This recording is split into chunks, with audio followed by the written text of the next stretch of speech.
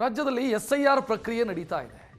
ಡಾಕ್ಯುಮೆಂಟ್ಗಳನ್ನು ಪಡ್ಕೊಳ್ಳೋದಕ್ಕೆ ಜನ ಸಾಕಷ್ಟು ಪ್ರಯತ್ನವನ್ನು ಮಾಡ್ತಾ ಇದ್ದಾರೆ. ಇನ್ನು ಜಾತಿ ಮತ್ತು ಆದಾಯ ಪ್ರಮಾಣ ಪತ್ರವನ್ನು ಪಡೆಯೋದಕ್ಕೆ ಜನ ಕ್ಯೂ ನಿಲ್ಲಬೇಕಾದಂಥ ಸ್ಥಿತಿ.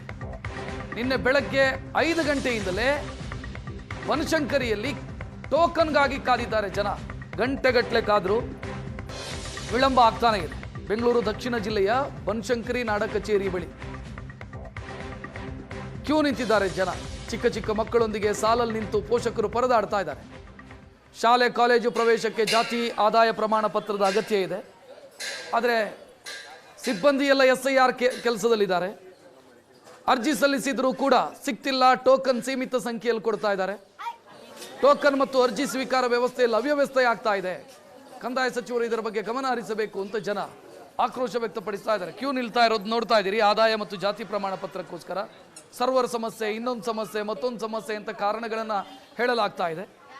ಶಾಲೆಗಳ ಆರಂಭ ಆಗಿದೆ, ಜಾತಿ ಪ್ರಮಾಣ ಪತ್ರ ಕೇಳ್ತಾ ಇದ್ದಾರೆ, ಆದಾಯ ಪ್ರಮಾಣ ಪತ್ರ ಕೇಳ್ತಾ ಇದ್ದಾರೆ. ಸಕಾಲಕ್ಕೆ ಅದು ಸಿಗದೆ ಜನ ಒದ್ದಾಡ್ತಾ ಇದ್ದಾರೆ.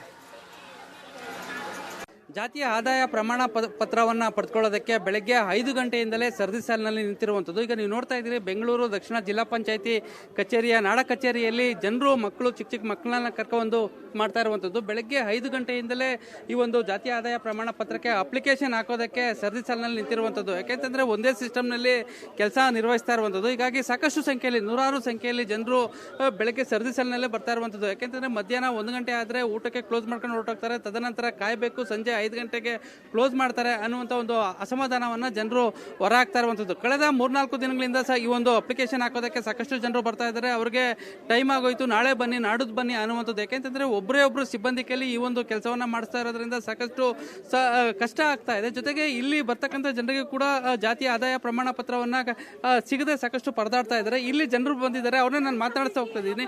ಎಷ್ಟೊತ್ತು ಬಂದ್ರಮ್ಮ? 5 ಗಂಟೆಗೆ ಬಂದೆ ಸರ್. 5 ಗಂಟೆಯಿಂದ ಯಾರು ಅಲೋ ಮಾಡ್ತಾ ಇಲ್ಲ. ಬಂದಿದ್ದೆ ಅವ್ರು 11 ಗಂಟೆಗೆ ಬಂದ್ಬಿಟ್ಟು ಇವಾಗ ಮಾಡಿದ್ರು ಒಂದು 10 ಜನನೂ ಜರುಗಿಲ್ಲ. ನಾವು ನಾಷ್ಟ ಇಲ್ಲ, ತಿಂಡಿ ಇಲ್ಲ. ನಾವು ಏನ್ ಮಾಡೋದು? ಈಗ ಊಟಕ್ಕೆ ಹೊರಡ್ತಾರೆ. ಊಟಕ್ಕೆ ಹೊರಟ್ರೆ ನಾವು ಮತ್ತೆ ಹೋಗಿ ನಾಳೆ ಬನ್ನಿ ಅಂದ್ರೆ ಮತ್ತೆ ಲೈನಲ್ಲಿ ನಿಂತ್ಕೋಬೇಕು. ನಾವು ಕೆಲಸ ಬಿಟ್ಟು ನಮ್ಗೆ ಯಾರು ಊಟ ಹಾಕ್ತಾರೆ? 2-3 ದಿವಸದಿಂದ ಬರ್ತಾ ಇದೀವಿ. ಗ್ಯಾಸ್ ಬಿಲ್ ಇಲ್ಲ, ಆಧಾರ ಜೆರಾಕ್ಸ್ ಇಲ್ಲ, ಅದು ಇಲ್ಲ ಅಂತ ಹಂಗೆ ಜೆರಾಕ್ಸಿ ಕಳಿಸ್ತಾ ಇದ್ರೆ ನಾವು ಎಲ್ಲೋಗ್ಬೇಕು ಸರ್? ನಾವು ದುಡ್ಕೊಂಡು ತಿನ್ನೋರು, ನಾವು ಕೂಲಿ ಮಾಡೋರು. ನಾವು ಇನ್ಕಮ್ ಕ್ಯಾಸ್ಟ್ ಮಾಡ್ಸಕ್ ಬಂದಿರೋ. ಏನು ಸಮಸ್ಯೆ ಆಗ್ತಾ ಇದೆ? ಎಷ್ಟೊತ್ತಾಯ್ತು ನಿಮಗೆ? ಇಲ್ಲ, ನಾನು 9 ಗಂಟೆಗೆ ಬಂದಿದ್ದೀನಿ. ಸ್ವಲ್ಪ ಜನ ಜಾಸ್ತಿ, ಸರ್ವರ್ ಡೌನ್, ಕರೆಂಟ್ ಇಲ್ಲ ಅಂತಿದ್ದಾರೆ. ನೋಡಬೇಕು. ಇನ್ನು 10 ಮೆಂಬರ್ಸು ಆಗಿಲ್ಲ. ಸ್ಕೂಲ್ದು ಕ್ಯಾಸ್ಟ್ ಸರ್ಟಿಫಿಕೇಟ್ ಮಾಡ್ಸೋಣ ಅಂತ ಬಂದಿದ್ದೀನಿ.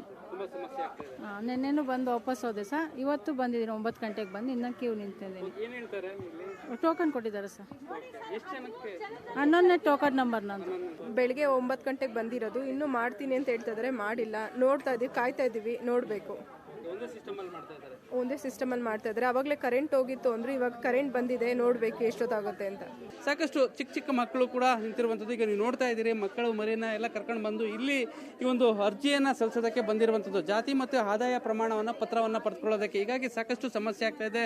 ಸಾಕಷ್ಟು ಸಿಬ್ಬಂದಿಗಳನ್ನು ನಿಯೋಜನೆ ಮಾಡಬೇಕು ಅನ್ನುವಂಥ ಒಂದು ಆಗ್ರಹವನ್ನು ಇಲ್ಲಿನ ಜನರು ಮಾಡ್ತಾ ಇರುವಂಥದ್ದು. ಹೀಗಾಗಿ ಅಧಿಕಾರಿಗಳನ್ನ ಕೇಳಿದ್ರೆ ಒಬ್ಬರೇ ಸಿಬ್ಬಂದಿನ ನೇಮಕ ಮಾಡಿದ್ದೇವೆ, ಹೀಗಾಗಿ ಅವರಿಗೆ ಟೋಕನ್ ಸಿಸ್ಟಮ್ ಅನ್ನ ಕೊಟ್ಟಿದ್ದೇವೆ, ಟೋಕನ್ ಪ್ರಕಾರ ಬರುತ್ತೆ ಅನ್ನುವಂಥ ಮಾತನ್ನ, ಉಡಾಫೆ ಮಾತುಗಳನ್ನ ಹೇಳ್ತಾ ಇರುವಂಥದ್ದು. ಹೀಗಾಗಿ ಇದಕ್ಕೆ ಸಂಬಂಧಪಟ್ಟಂತಹ ಇಲಾಖೆ ಅಧಿಕಾರಿಗಳು ಕೂಡಲೇ ಇವರ ಜನರ ಸಮಸ್ಯೆಯನ್ನು ಬಗೆಹರಿಸಬೇಕು ಅನ್ನುವಂಥ ಒಂದು ಆಗ್ರಹವನ್ನ ಮಾಡ್ತಾ ಇರುವಂಥದ್ದು. ಕ್ಯಾಮ್ರಾ ಪರ್ಸನ್ ಶಿವಕುಮಾರ್ ಜೊತೆ ನಂದೀಶ್ ಮಲೆನಹಳ್ಳಿ, ಏಷ್ಯಾನೆಟ್ ಸುವರ್ಣ ನ್ಯೂಸ್, ಬೆಂಗಳೂರು.